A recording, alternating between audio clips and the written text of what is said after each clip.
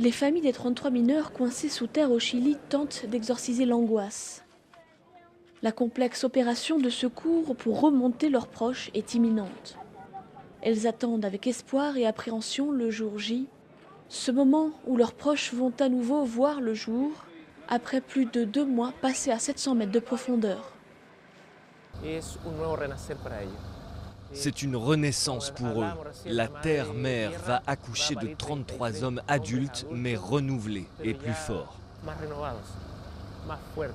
Les familles de ces mineurs, devenus des héros planétaires, se sont installées aux abords de la mine de San José.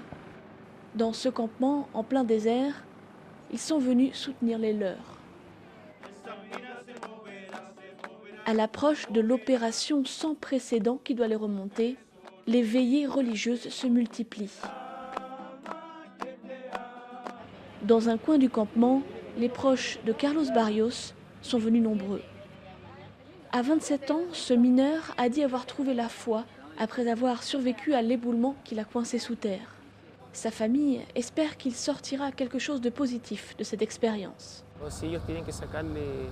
S'ils doivent en tirer quelque chose, qu'ils le fassent dans l'union. Que les 33 soient unis, pas un seul, mais les 33.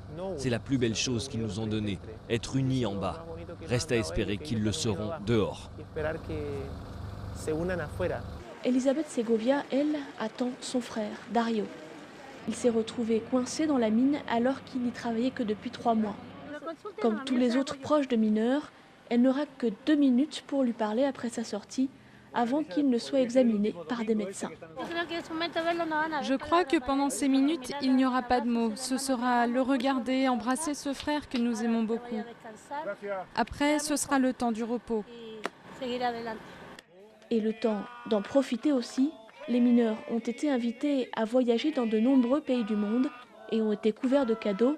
Ils ont reçu notamment des maillots d'équipes de football célèbres, un iPod ou, de la part d'un millionnaire local, un chèque de $10 000.